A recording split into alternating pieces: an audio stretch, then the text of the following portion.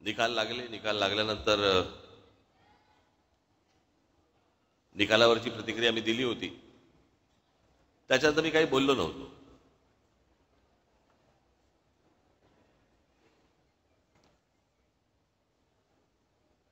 पण शांत आहे याचा अर्थ विचार करत नव्हतो असं नाही.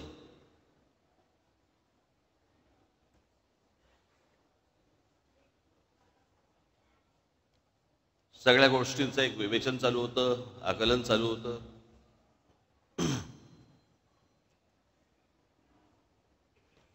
बरेच लोक मला भेटले या सगळ्या गेल्या 2 महिन्यामध्ये, 1.5 महिन्यामध्ये.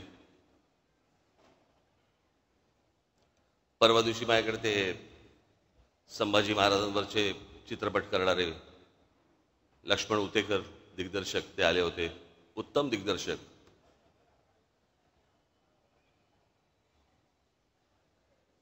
महाराष्ट्रातल्या तर प्रत्येकाने, मी काय त्याचा काही डिस्ट्रीब्युटर नाहीये, पण महाराष्ट्रातल्या प्रत्येक मराठी माणसाने तो चित्रपट पाहिलाच पाहिजे. कारण आमचे शिवछत्रपती ही प्रेरणा आहे. संभाजीराजे आमचे हे बलिदान आहे.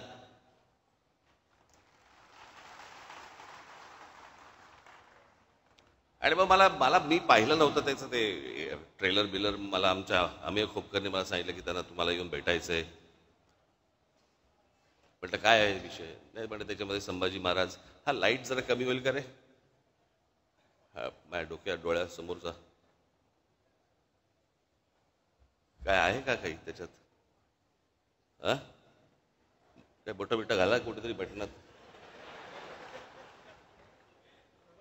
हा अरे केला का? मला लागतोय ना, मला कळ. बंद केलं तरी चालतो. हा तर त्याने मला काहीतरी सांगितलं की काहीतरी संभाजीराजे लेझिम खेळताना वगैरे काहीतरी दाखवलं वगैरे वगैरे. मग मी तो ट्रेलर पाहिला. मग दुसऱ्या दिवशी ते आले मला भेटायला. अर्थात लेझिम हा आपला पारंपरिक खेळ आहे महाराष्ट्राचा. आणि संभाजीराजांनी कधीतरी हातामध्ये लेझिम घेतलंही असेल, काय माहिती, इतिहासाच्या पानात नाही पण मनात तर असेल.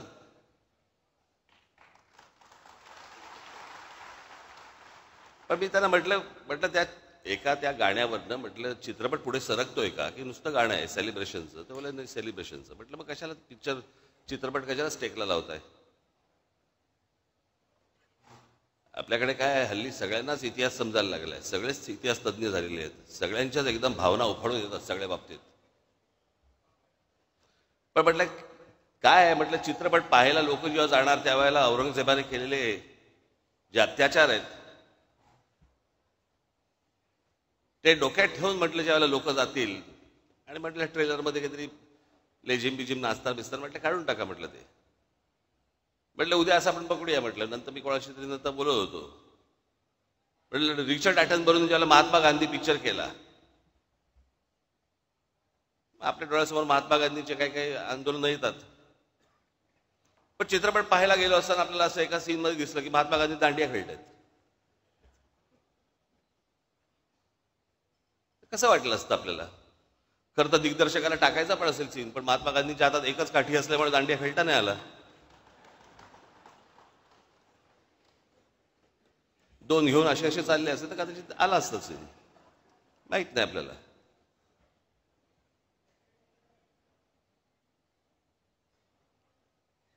पण बरेच लोक मला भेटले. म्हणजे निकाल लागल्यावरती, निवडणुकीचा निकाल लागल्यावरती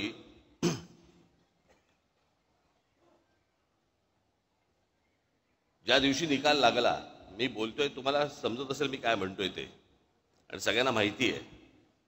महाराष्ट्रात निकाल लागल्यावरती मी पहिल्यांदा महाराष्ट्रात असं बघितलं, सन्नाटा पसरला. ज्या प्रकारचा जल्लोष व्हायला पाहिजे होता, ज्या प्रकारची गोष्ट व्हायला पाहिजे होती, मिरवणुका काय सगळं सन्नाट आलो. कारण लोकांमध्येच संभ्रम होता. हे काय आहे, हे कसं झालं, असा कसा निर्णय आला?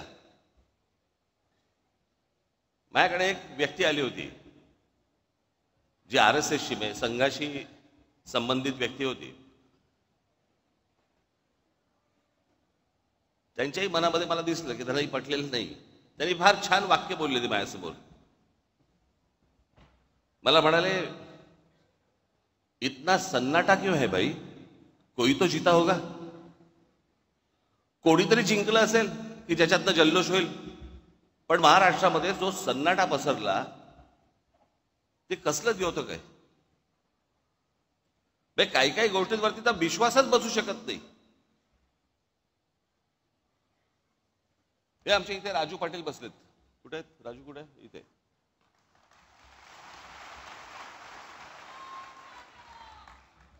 त्यांचं एक गाव आहे, गाव पाटलांचंच गाव, म्हणजे तिकडे त्यांनाच मतदान होतं.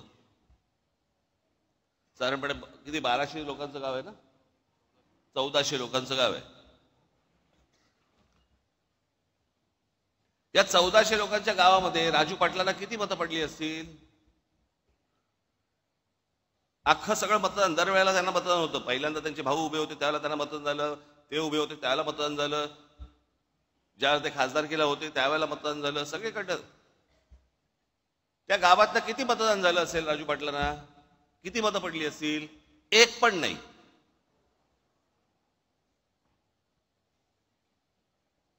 अख्ख्या गावातनं एक मत नाही पडत.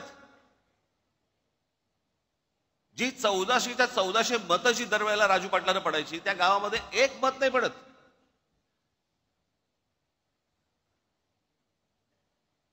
आपल्यातला एक मराठवाड्यामधला आपला एक पदाधिकारी आहे जो तिथे नगरसेवक आहे. नगरसेवक असताना, म्हणजे नगरसेवक जेव्हा झाला त्यावेळेला त्याला त्याच्या भागातनं 5,500 मतदान आहे. 5,500 त्याच्या भागातनं.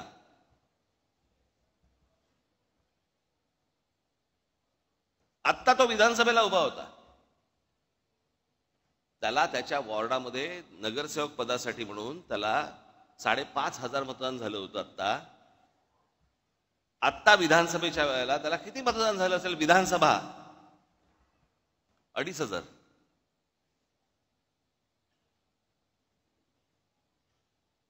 अनेक असे निर्णय आहेत महाराष्ट्रामध्ये झालेले की ज्याच्यावरती विश्वास, निवडून आलेल्यांचा विश्वास नाहीये. पडलेल्यांचा काय घेऊन बसलो आपण? रोज रात्री बायकोला चिठ्ठ्या काढ. बाळासाहेब थोरात काँग्रेसचे नेते 7 वेळा आमदार झाले. 7 वेळा. ही 8वी टर्म होती त्यांची.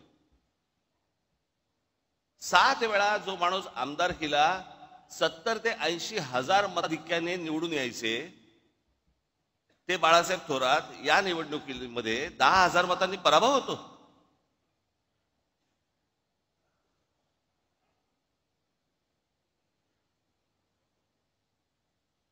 उद्या अनेक लोक बोलतील की राज ठाकरेंचा पराभव झाला म्हणून त्याच्यामुळे ते हे बोलतायत. मी काय बोलतोय? अख्खा महाराष्ट्र बोलतोय.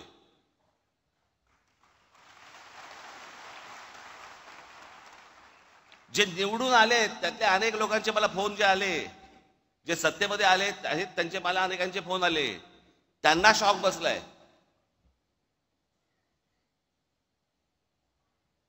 अहो 4-5 जागा येतील. म्हणजे कसं आहे, भारतीय जनता पक्षाला 132 काय जागा मिळाल्या वगैरे वगैरे. चला ठीक आहे.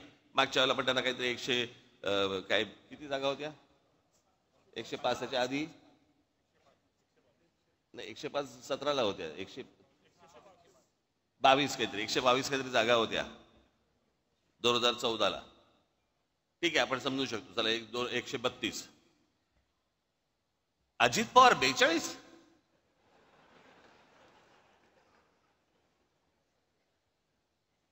म्हणजे 4-5 जागा येतील की नाही असं सगळ्यांना वाटत असताना अजित पवार 42. कोणाचा तरी विश्वास बसेल का याच्यावरती? आणि जे इतकी वर्ष या महाराष्ट्रामध्ये राजकारण करत आले, ज्यांच्या जीवावरती हे अजित पवार, भुजबळ बिजबळ सगळेजण मोठे झाले, त्या शरद पवारांना 10 जागा मिळतात. मग हे न समजण्याच्या पलीकडची गोष्ट आहे. न समजण्याच्या पलीकडची. गेल्या 4 महिन्यापूर्वी लोकसभा झाली. त्या लोकसभेला सर्वात जास्ती ज्यांचे कोणाचे खासदार निवडून आले असतील तर ते काँग्रेसचे निवडून आले. त्यांचे 13 खासदार निवडून आले काँग्रेसचे. बरोबर बोलतोय? एका खासदाराच्या खाली किती आमदार येतात? साधारणपणे 5 ते 6 आमदार येतात. 6 आमदार येतात. बरोबर आहे? सर्वसाधारणपणे किती आमदार यायला पाहिजे होते काँग्रेसचे? सगळे 6च्या 6 नाही पकडलं, पण एखाद्या मतदारसंघामध्ये 6च्या ऐवजी समजा 4 आलेत, 3 आलेत, काहीतरी त्यांचे 15 आमदार येतात.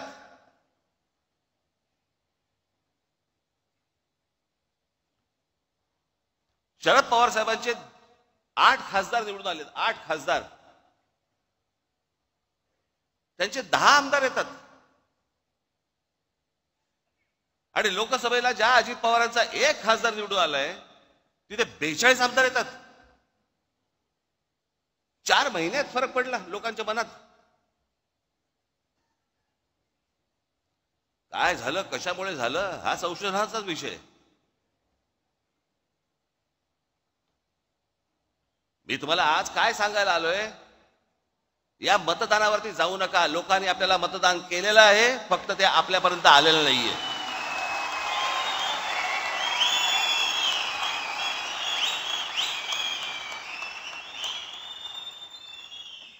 तुम्ही असं कुठेही मनामध्ये धरू नका की लोकांनी आपल्याला मतदान केलं नाही. लोकांनी मतदान केलं, पण ते केलेलं मतदान कुठेतरी गायब झालं.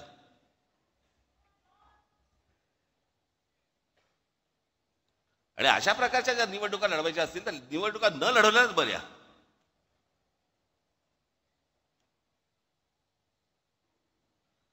अर्थात ही पण गोष्ट निघून जाईल. कोणी कुठच्या गोष्टीचा अमरपट्टा घेऊन आलेला नसतो.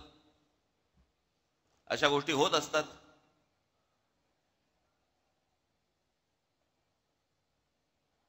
पण मला तुम्हाला फक्त एकच गोष्ट, तुम्हाला आज महत्वाच्या गोष्टी काही सांगायच्या आहेत.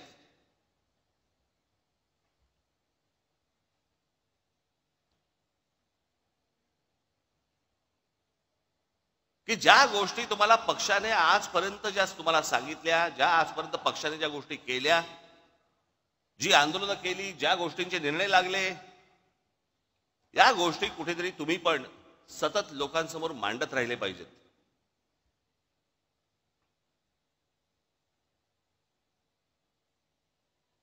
आतापर्यंत आपण काय काय केलं, कोणती कोणती आंदोलनं केली, कोणकोणत्या विषयामध्ये हात घातला, कोणकोणत्या विषयांचे निर्णय लागले, हे तुम्ही स्वतः कन्व्हिन्स पाहिजेत. तुम्हाला 4 लोकांनी प्रश्न विचारल्यावरती भांबावून जाणं हे काय, हे चांगलं लक्षण नव्हे.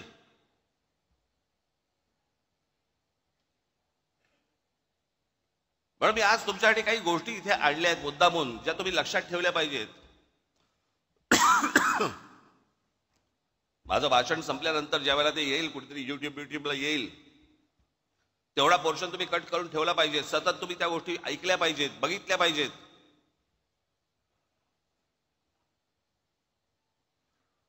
आणि हा जाणीवपूर्वक केलेला प्रचार असतो, जाणीवपूर्वक केलेला प्रसार असतो. तिथे जर तुम्ही खमके नसाल, तुम्ही जर खंबीर नसाल, तुम्ही उत्तर काय देणार आहात?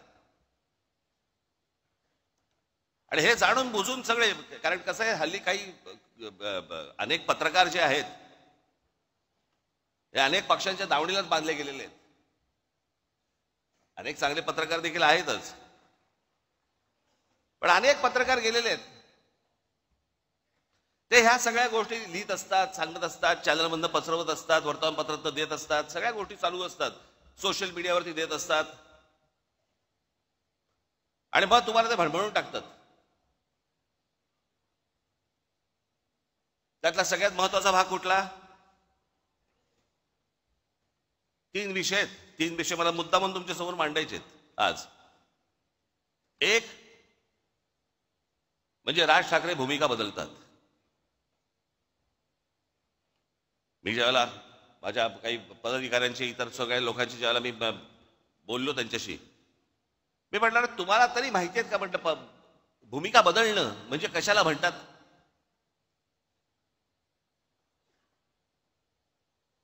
मी आज मुद्दामून तुमच्यासाठी काही गोष्टी इथे आणल्या आहेत. या महाराष्ट्रामध्ये, देशामध्ये कशा कशा प्रकारच्या भूमिका लोकांनी बदलल्या आणि आपण काय केलं.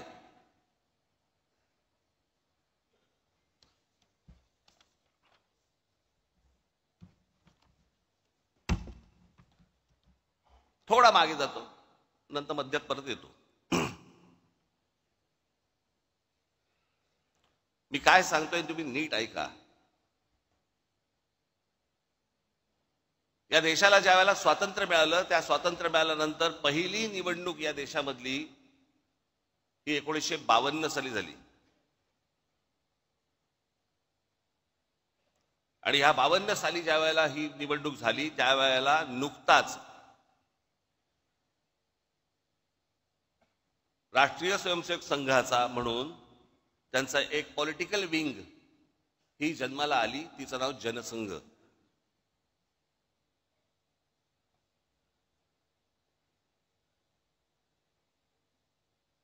हिंदुत्व वगैरे वगैरे अनेक गोष्टी ते मांडत आले आजपर्यंत, त्याचा काही विषयच येत नाही.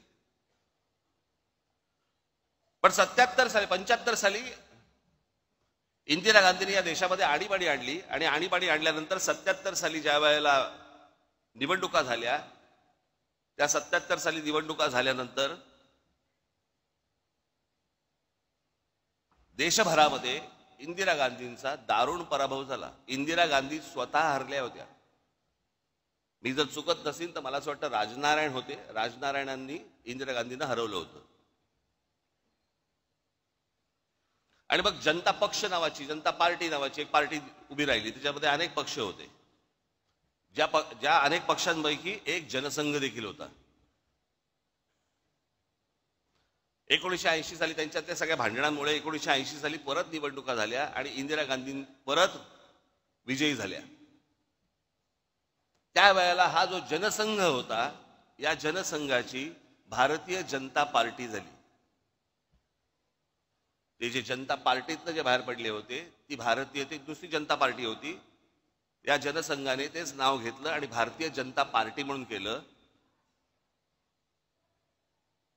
हा आता भारतीय जनता पक्षाचा जो झेंडा दिसतोय, तो झेंडा बदलला झेंडा, आणि जनता पार्टीचा जो झेंडा होता, जो आडवा होता, भगवा आणि हिरवा, तो यांनी उभा केला.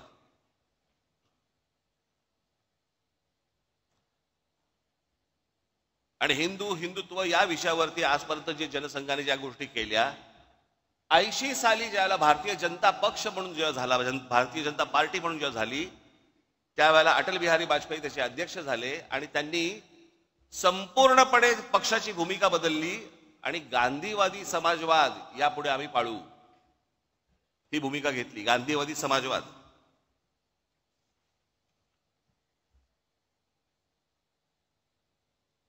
मग 84 ला इंदिराजी गेल्या, इंदिराजी नंतर मग परत धक्के.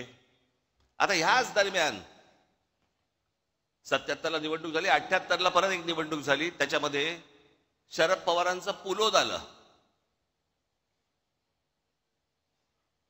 शरद पवार मुख्यमंत्री झाले. ते आहे ना, ते वसंतदादा पाटलांच्या पाठीत खंजीर खुपसून वगैरे ते सगळं प्रकरण. आणि ज्या वेळेला शरद पवारांनी ज्या वेळेला पुलोद स्थापन केली, त्यावेळेला हाच जनसंघ, त्याला भारतीय जनता पार्टी झालेली नव्हती, हा जनसंघ पुलोदमध्ये शरद पवारांबरोबर होता.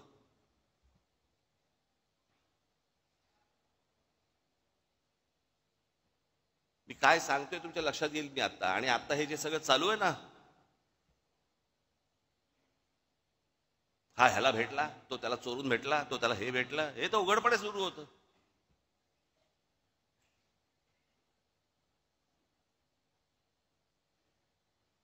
त्याच 78 ला, म्हणजे मुळात 77-75 पासून शिवसेनेने काँग्रेसच्या आणीबाणीला पाठिंबा दिला होता. 80 ची निवडणूक ही शिवसेनेने एकही जागा लढवली नव्हती, परंतु काँग्रेस आणि शिवसेना यांची युती होती.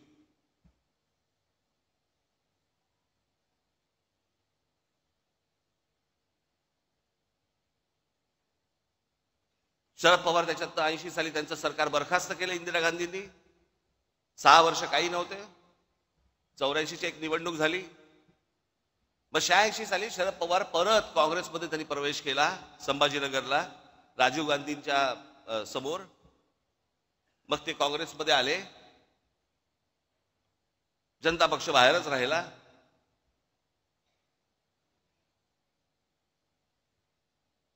मग मराठीच्या प्रश्नावरती मुंबई महानगरपालिका शिवसेनेच्या हातामध्ये आली. 86 ची निवडणूक झाली. 86 पर्यंत अटल बिहारी वाजपेयी हे भारतीय जनता पार्टीचे अध्यक्ष होते. 86 ला पहिल्यांदा पार्ल्याची निवडणूक झाली आणि या देशातली पहिली निवडणूक जी हिंदुत्वावरती जिंकली गेली, ज्याच्यातनं अटल बिहारी वाजपेयींना बाजूला केलं आणि परत भारतीय जनता पार्टीने हिंदुत्वाचा नारा सुरू केला. त्यांच्या लक्षात आलं हिंदू हिंदू म्हणून मतदान करायला लागला. 87 साली संभाजीनगरची महानगरपालिका झाली. त्या महानगरपालिकेला ज्यावेळेला शिवसेनेला यश मिळालं त्याच्यानंतर परत भारतीय जनता पक्ष शिवसेनेबरोबर यायला सुरुवात झाली. 88-89 ला चर्चा.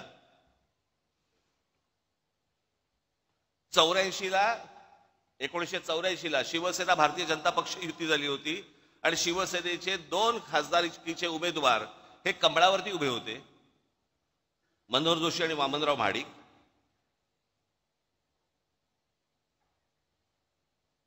मग 90 ला परत युती झाली.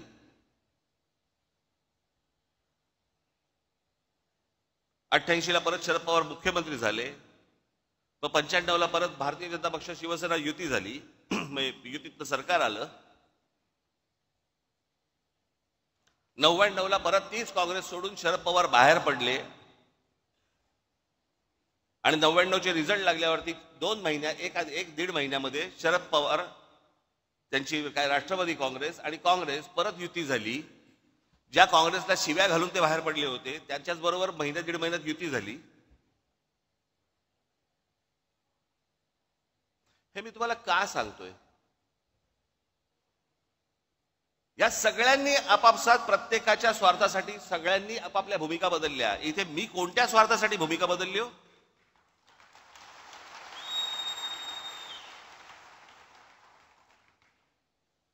आता जर समजा तुम्ही जर मंत्रिमंडळातली लोक बघितली आता, तर त्यातले बहुतेक जण हे शिवसेनेतनं आलेले, काँग्रेसमधनं आलेले असेच आहेत. यांचंच सगळं सरकार बनलेलं आहे. यांना हे पत्रकार विचारायला जाणार नाहीत का भूमिका बदललीत, पण तुमच्या कानात बरोबर ते घालत बसणार भूमिका बदलली, भूमिका बदलली.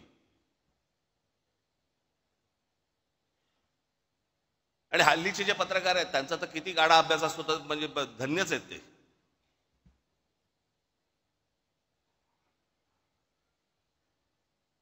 आजचा दिवस ढकलायचा, काही का बातमी टाकेना. आणि आता तर काय सगळे प्रत्येक पक्षाचे एक कल्लीच सगळे गोष्टी सुरू आहेत. आता काल त्या कुंभमध्ये आहे किती लोक गेली अजून आकडा येत नाहीये. ज्या प्रकारे इतर पक्षांचं कोणाचं असतं आणि काय झालं असतं, तर काय तमाशा केला असता चॅनलवाल्यांनी. आता काय नाही, सगळं चालू आहे, दाखवत आहेत बातम्या फक्त.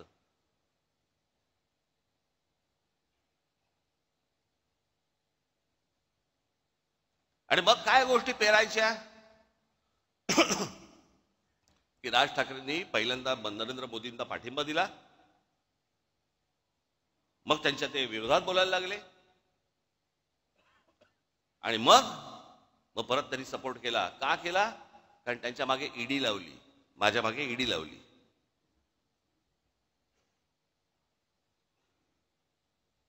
मला ती पण कहाणी आज तुम्हाला तुमच्या समोर आणि ह्या चॅनलच्या द्वारे महाराष्ट्रासमोर मला समोर सांगायचीच आहे.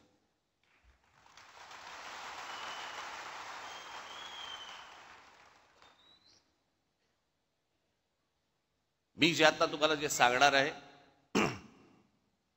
इथे समोर महाराजांचा पुतळा आहे, त्याच्या समोर मी जे सांगीन ते शपथपूर्वक सांगीन.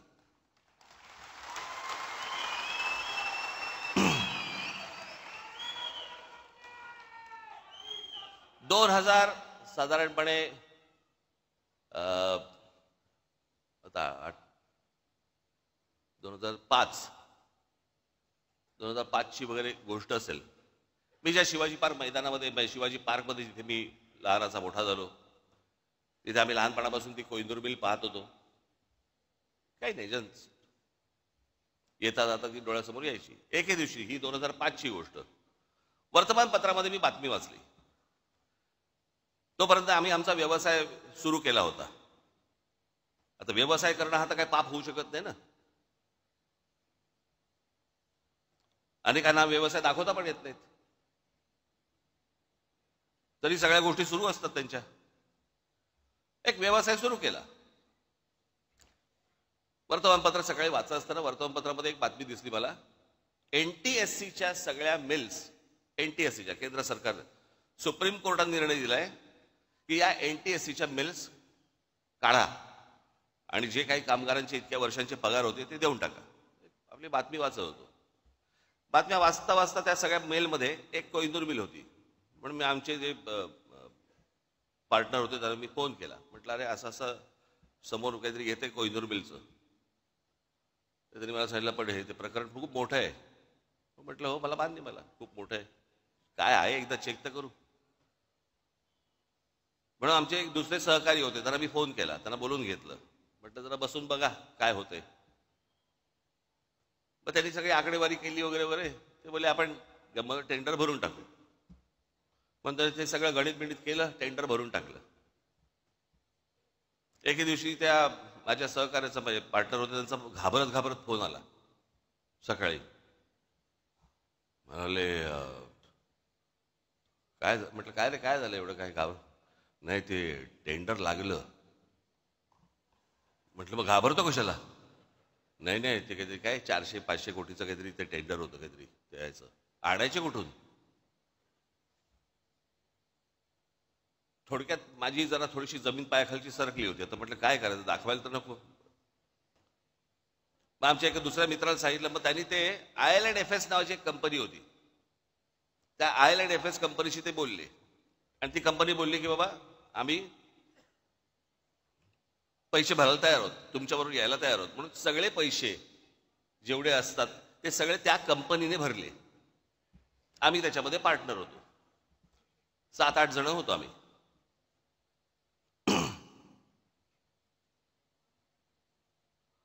झालं सगळं सुरू. परत त्याला ब्रेक आला. परत ती केस काहीतरी कोर्टामध्ये गेली आणि सगळ्या परत मिल त्या अडकल्या. परत त्याच्यामधनं 1 वर्ष 1.5 वर्ष गेलं आणि मग त्याच्यानंतर ते सगळं परत 1.5 वर्षांचं सुरू झालं. त्या दरम्यान मी आमच्या सहकार्यात म्हटलं बाबा हे पांढरा हत्ती हा आपल्याला झेपायचा नाही, आपण यातनं बाहेर पडू. मग माझ्याबरोबरचे अनेक जे काही माझे पार्टनर जे होते ते बोलले की आपण नाही आपल्याला हे झेपणं नाही, काम नाही आपलं, आपण आपल्याला बाहेर पडू. म्हणून आम्ही आमचा स्टेक घेऊन बाहेर पडलो. आमचा स्टेक त्याला दिला आणि त्याचे पैसे घेऊन आम्ही बाहेर पडलो. ही गोष्ट आहे 2000 मला असं वाटतं 8ची. त्याच्यानंतर आमचा विषय संपला. ज्या दिवशी मला ती ईडीची नोटीस आली, मला प्रश्न पडला कसली ईडीची नोटीस, काय आहे काय. मग आम्ही जेव्हा बघितलं त्यात विषय होता कोहिनूरचा. म्हटलं आपला काय संबंध याच्याशी आता. मग मला तिकडे बोलवते माणसं मलाशी काय बोलवते हेच मला समजेना. की त्यांच्याकडनं तुम्हाला पैसे आले पण तुम्ही त्यांचे पैसे काय, मला काय कळत नव्हतं. म्हटलं काय झालं. बरं जे पैसे आले त्याच्यावरती आम्ही टॅक्स भरला, टॅक्स भरून तो गेला. सगळ्यांनीच टॅक्स भरला आणि तो गेला. ती जी कंपनी होती त्याच्यामध्ये टॅक्स भरला, त्या कंपनीने तिकडे टॅक्स भरला, त्यातनं आम्ही बाहेर पडलो. मला ज्या वेळेला ती गोष्ट आली त्यावेळेला मी ज्यावेळेला इन्क्वायरी केली, आमच्या CA ला बोलवलं. म्हटलं काय नेमकं काय झालं सांग मला. तो बोलला तुमच्यातला एक जो पार्टनर आहे, तुम्ही जो टॅक्स भरलात त्या कंपनीत, त्या पार्टनरने तो टॅक्स इन्कम टॅक्सला भरलाच नाही, तो ते पैसे तुमचे बाहेरच्या बाहेर वापरले. म्हटलं मग आता काय करायचं. म्हणे आता परत टॅक्स भरायला लागेल. आम्ही परत टॅक्स भरून टाकला. जेवढा होता तेवढा परत प्रत्येकाने आपापला टॅक्स परत भरून टाकला. कोण जाईल झंझटीत. विषय संपला. आता एवढ्याशा गोष्टीसाठी राज ठाकरे ईडीला घाबरला आणि मोदींची स्तुती करायला लागला. मला काय देणं घेणं त्या गोष्टींशी. माझ्या डोक्यावरती तलवारी घेऊन नाही मी फिरत.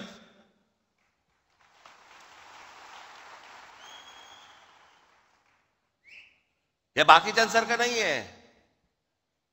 6 दिवस अगोदर मोदी म्हणतात 70,000 कोटीचा भ्रष्टाचार केलेला ना आम्ही 8 मध्ये टाकू. आम्हाला माहित होतं की ते मंत्रिमंडळात टाकणार आहेत.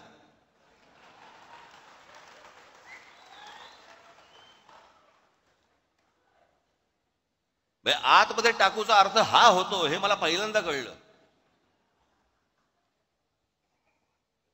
किती किती तुम्हाला देऊ मला ह्याच्यामध्ये उदाहरणं ह्या सगळ्या गोष्टींची. हे बघा, आता आपण भारतीय जनता पक्षाने काय काय गोष्टी केल्यात ते आपण बघूया. हिम्मत बिस्वा शर्मा, भ्रष्टाचाराचं मूर्तिमंत प्रतीक अशी ज्यांची संभावना भारतीय जनता पक्षाने केली होती, हिम्मत बिस्वा शर्मांची, त्यांना पक्षात घेतलं. नंतर दुसऱ्या पक्षात होते ते, भ्रष्टाचाराचे आरोप केले होते त्यांच्यावरती. त्यानंतर भारतीय जनता पक्षाने पक्षात घेतलं, त्यांना अर्थ, आरोग्य आणि शिक्षणासारखी खाती दिली. नंतर त्यांना 2021 मध्ये मुख्यमंत्री केलं. म्हणजे ज्यांच्यावरती भ्रष्टाचाराचे आरोप केले होते तिथे भूमिका नाही बदलली. हे तुम्हाला पत्रकार नाही सांगणार. मुकुल रॉय, पूर्व भारतात सरधाना नावाच्या समूहाने लोकांना भरमसाठ रिटर्न्स देतो म्हणून पैसे गोळा केले आणि त्यांचे पैसे बुडवले. या घोटाळ्याचे शिल्पकार मुकुल रॉय, हे मुकुल रॉय होते असा भाजपाचा आजचा आरोप होता. 1917 मध्ये भाजपने मुकुल रॉयना पक्षात घेतलं. BS येडियुरप्पा, खाण घोटाळ्या प्रकरणी भाजपने त्यांना दूर सारलं, पण पक्ष सत्तेत येत नाही हे पाहून पुन्हा पक्षात घेतलं आणि 2019 ते 21 त्यांना मुख्यमंत्री केलं. अजित पवारांचं तर मी तुम्हाला सांगितलं.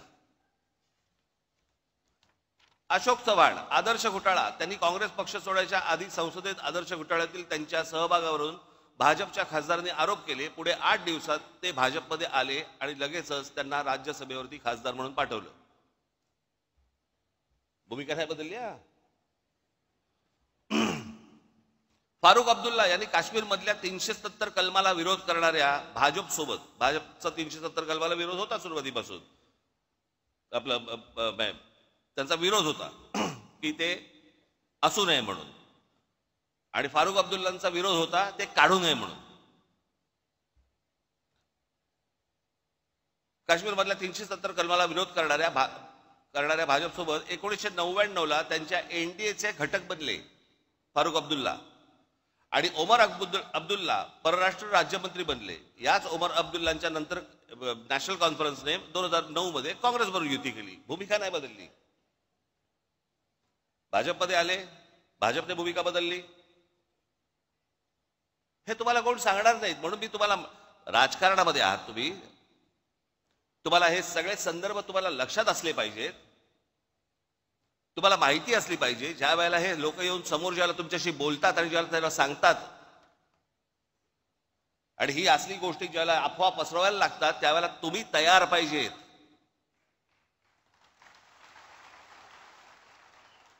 गेल्या 50, 60, 70 वर्षाचा इतिहास महाराष्ट्राचा काय आहे, देशाचा काय आहे, कुठे कुठे कुठच्या कुठच्या पक्षाने काय काय गोष्टी केल्या.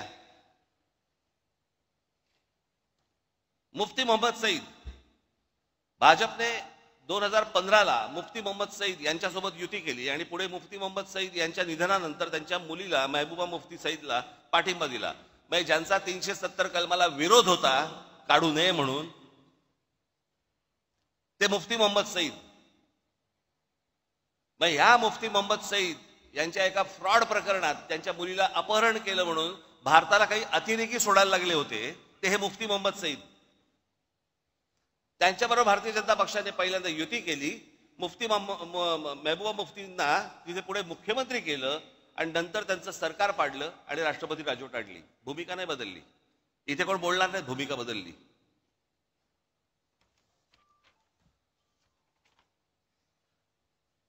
आता महाराष्ट्र देऊ. राधाकृष्ण विखे पाटील, आधी काँग्रेसमध्ये, मग विरोधी पक्षनेते होते. पुढे 2022 ते 24 काळात महसूल मंत्री आणि सध्या जलसंपदा मंत्री भाजपमध्ये. हर्षवर्धन पाटील, आधी काँग्रेसमध्ये होते, मग ते भाजपमध्ये आले. हर्षवर्धन पाटील भाजपमध्ये आले तेव्हा म्हणाले होते आता शांत झोप लागते. ते हर्षवर्धन पाटील बोलले होते. सगळ्याचे व्हिडिओज आहेत, सगळ्या गोष्टी तुम्ही बघू शकता.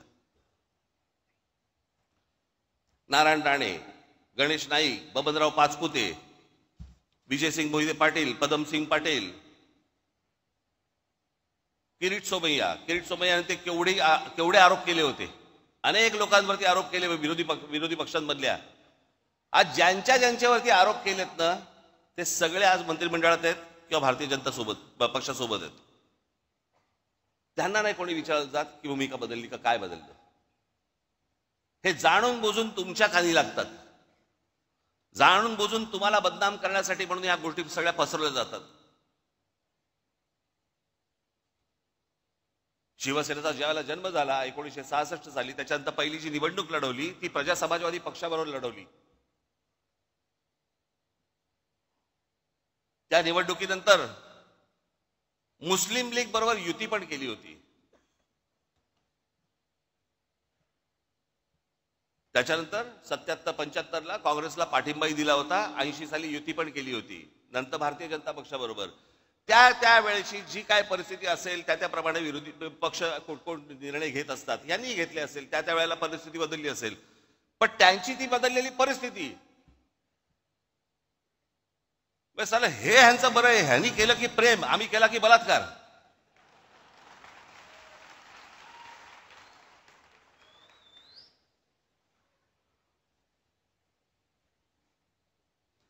बरं, आता लोकसभेच्या वेळेला ज्या वेळेला नरेंद्र मोदी ज्या वेळेला इथे शिवतीर्थावरती आले होते त्यावेळेला मी त्यांच्या समोर बोललो होतो ना की 2014ची निवडणूक झाली त्यावेळेला मला जे बोलायचं होतं ते मी बोललोय. 2017ची निवडणूक झाली त्यावेळेला मला जे म्हणायचं होतं ते मी म्हणून झालेलं आहे. मी असं काही बोललो का की मी ते काही बोललोच नव्हतो, मी असं काही म्हणालोच नव्हतो, असं काही बोललो का? माझं बोलून झालंय, एकदा सुटलं की सुटलं.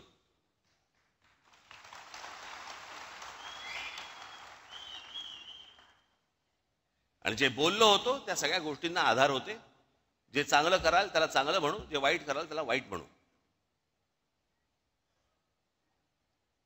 ह्या सगळ्या गोष्टीच्या तुमच्या समोर आणल्या. हे कृपाशंकर सिंग, बबनराव पाचपुते, अजित पवार, हे सगळे देवेंद्र फडणवीसांनी किती लोकांवरती आरोप केले आतापर्यंत?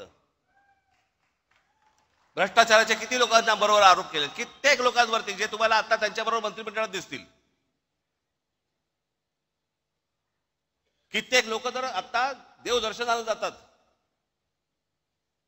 पूजा करतात, देव पायात ठेवतात की फडणवीस किंवा किरीट सोमय्या कोणीतरी आमच्यावरती आरोप करा. चला, आरोप केल्यावर आतमध्ये जाता येतं.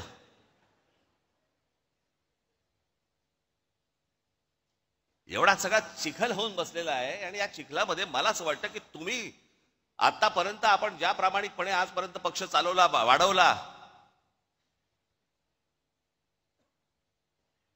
अनेक लोकांना हे असतं राजसाहेबांनी भारतीय जनता पक्षाच्या किंवा कोणाला नेत्यांना भेटलं नाही पाहिजे. समोरचा बोलला चहा प्यायला येतो तर काय सांगू, घरीच पी.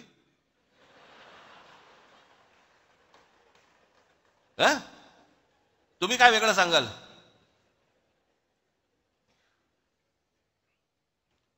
अहो, पण ते मला जेव्हा भेटायला येतात ना, मी तुम्हाला विकत नाही.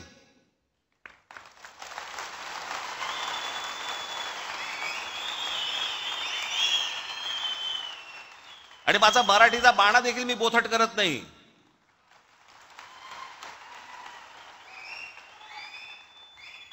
येतात, फोन करतात. आता मध्यंतरी मागे मी एकदा नाशिकला होतो. सकाळी मी निघालो होतो दौऱ्यावरती, कुठे पुण्याला जायचं होतं. 7 वाजता गाडीत बसलो, समोरून चंद्रकांत पाटील आले. नमस्कार, काय म्हणताय बरं म्हटलं. मुंबईत आलो की येतो चहा प्यायला. ही परिस्थिती तुमच्यावरती आली, काय कराल सांगा मला? कशाला चहा कशाला प्यायचा? काय गरज आहे का चहा प्यायची? काय यायची काय आवश्यकता आहे का? मग काय गरज काय या चहा प्यायची? असं सांगू का त्यांना मी? अरे, एक माणूस स्वतःहून सांगतो जरा चहा प्यायला येतो तर ये म्हणणार ना, अजून काय म्हणणार?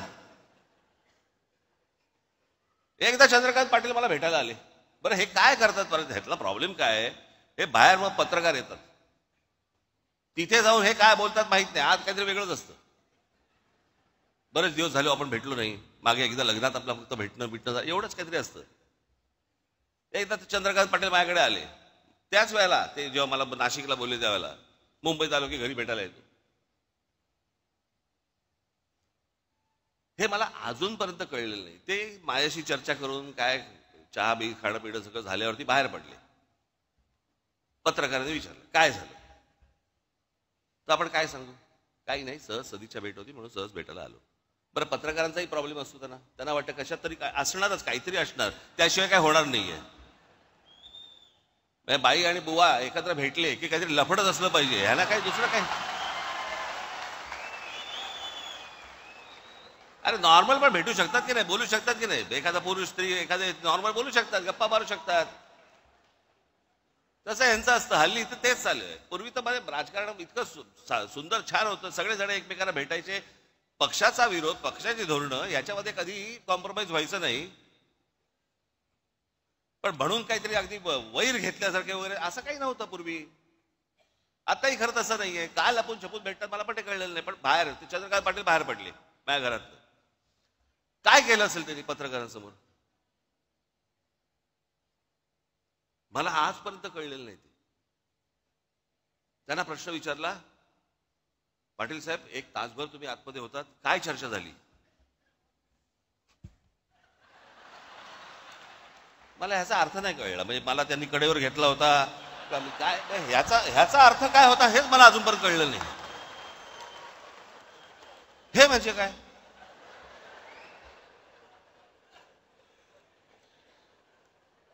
बरं, मी काय पाहिलं नव्हतं. ते गेल्यानंतर पत्रकार आले आणि मला म्हणाले की त्यांनी असं केलं बाहेर गेल्यानंतर. म्हणजे काय झालं. मी म्हटलं असं केलं म्हणजे काय झालं. आम्ही दोघे एकमेकांना तेच विचारतोय, म्हणजे काय झालं. काय इकडे मी अक्रोड ठेवलं होतं, त्याच्यामध्ये दाबून दिलं आणि मी अक्रोड फोडून दिलं वगैरे, काय म्हणजे झालं काय.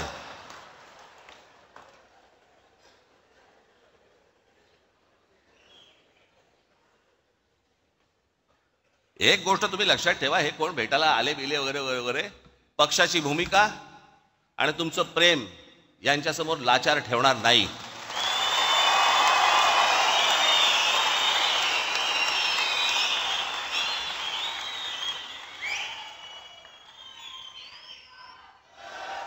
उद्या जेव्हा कधी निवडणुका होतील, काय होतील, कधी होतील.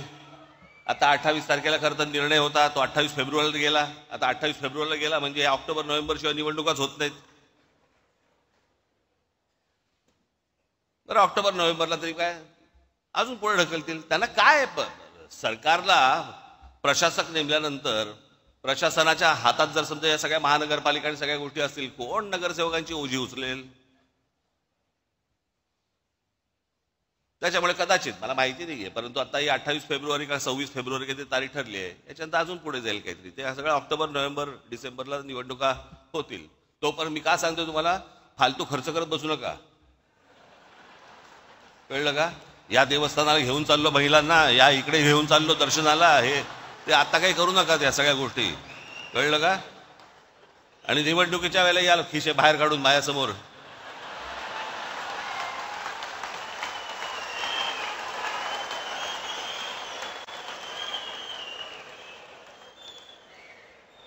जरा सांभाळून, जरा काय आजूबाजूला चाललंय जरा एकदा बघा बरं का. आज मला तुम्हाला एवढंच सांगायचं आहे, पुढच्या काही दिवसांमध्ये पक्षाला वरपासून खालपर्यंत एक प्रकारची शिस्त आणण्याच्या दृष्टिकोनातून एक आचारसंहिता येणार आहे.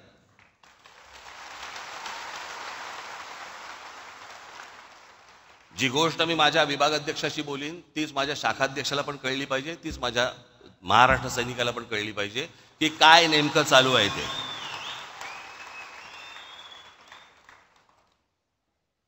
पुढच्या साधारणपणे फेब्रुवारीच्या पहिल्या दुसऱ्या आठवड्यापर्यंत त्या प्रत्येकाला बोलवलं जाईल. प्रत्येकाची आचारसंहिता प्रत्येकाला दिली जाईल. नेत्यांची आचारसंहिता नेत्यांना, त्याच्यानंतर तुमची कदाचित काही गोष्टींची नावंही बदलली जातील, पदांची.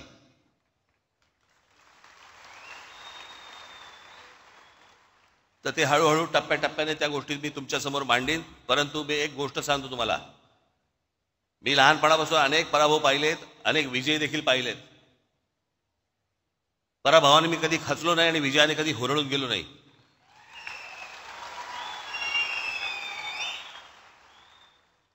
आणि खचलेले पिचलेले असल्या लोकांचं मला नेतृत्व करायचं नाहीये. माझ्याबरोबर राहणार असाल तर ठाम राहा.